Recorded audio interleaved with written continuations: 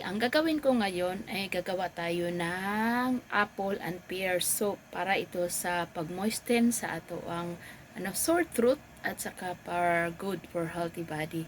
At saka desin palagi kami sing nag-uubo. So this is good for us and also good for everyone. It's healthy. Iano ko kayo yung process kung paano. Ano lang naman. Balatan mo lang naman yung pears. At saka po, balatan lang yan. Tapos, lagyan natin ng coconut, dry coconut. Saka ito, anong gamot-gamot ito, mga gamot konti. Pakuluan yung tubig. Yung tubig niya, ganito kadami. O mas more na dami na tubig. Kahit wala ng meat, yan, ito lang. Tapos, pakuluan yan. Pakuluan muna siya bago siya ihalo doon. So, gagawin natin ngayon, muna tayo. Ang gagawin ko ngayon, peel the apple.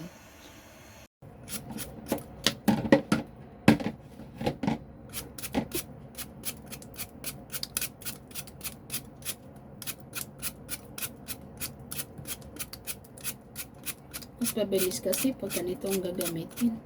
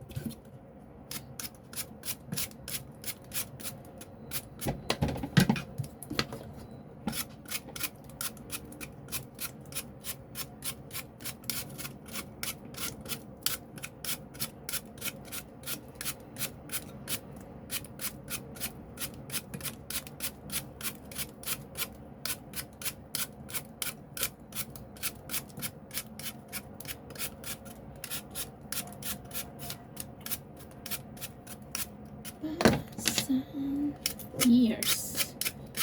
Mas madali balatan yung yung apple kasi soft lang yung skin. Ang pears medyo matigas siya eh. Mas lalo na yung malaki na pears. Ito yung kasi iba-iba yung kagaya din ng iba-iba din ng klase.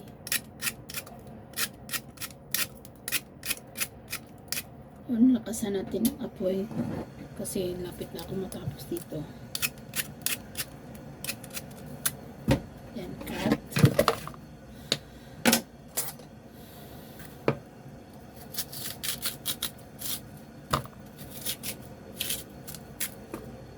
Kunin natin yung ganito, yung subok-subok at saka yung niya, yung seeds. Kasi syempre soup siya. Seeds, syempre mainom mo yung seeds. Bailakan ko pa. So, kunin natin. Tapos, yan. Slice ng half. Liit-liit. Simple lang. Pakuluin mo lang yung ininin tubig. Yung na tubig. Tapos pakuluan mo ng pakuluan hanggang sa siya mag-soak, mag-moisten at yung ito.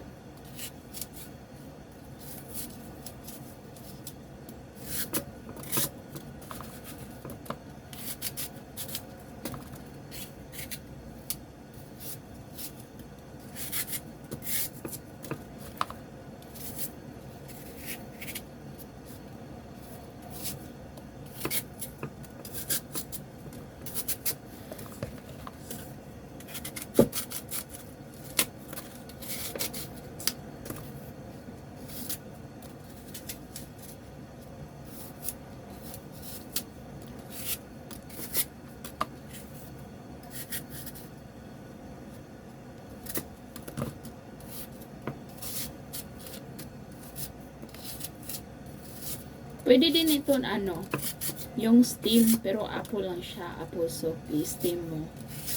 Lagyan mo ng ano, pero ito, marami kasi itong ano, marami makainom, samantalang yung steam, konti lang, konti lang yung maano mo, isang tao lang makainom. Ito kami lahat.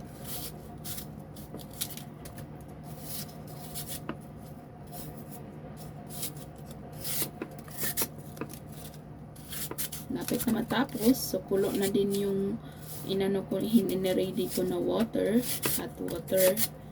So ilagay na natin doon. Then pakuluan mo, try natin mga 30 minutes o 15 minutes.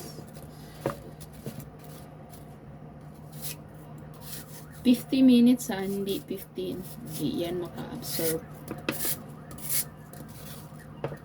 Mas maganda pag matagal-tagal. So tapos na.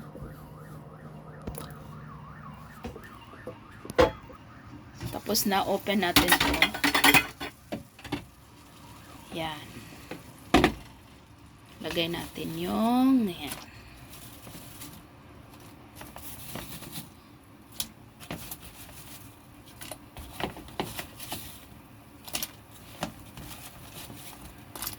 Hindi pa pala tapos lahat. Na-cut ko. I-cut ko ulit. Yan. Yan siya. Yan. Pakuluan ng pakuluan. Pag maano na to siya, pag kumukulo na siya, so ilagay na lang natin sa slow fire. Kasi kumukulo na lang, lumalambot na yan siya hanggang sa lumalambot na siya ng ilang ano. Maganda 1 hour. 1 hour mong pakuluan para absorb talaga siya. Maano talaga, maluto talaga yung, madurog talaga yung pears at saka yung coconut, coconut yan eh, yung seeds. Then kung okay na siya, pwede na yan siya inumin mamaya. Lang yan ang pakuluan hanggang inaano ko, inisinisit ko ng 50 minutes. 50 minutes na pakuluan. Pero slow fire na lang siya. Para pwede na lang nating iwan. Pwede na ako maglilinis. Anong gagawin ko? Tapos silip-silipin ko lang yan. Yan. Ano na siya? Warm na. Drink na natin yung soup na ginawa ko kanina. Ano to siya? Pang maganda siya para hindi tayo mag-ubo. Sweet.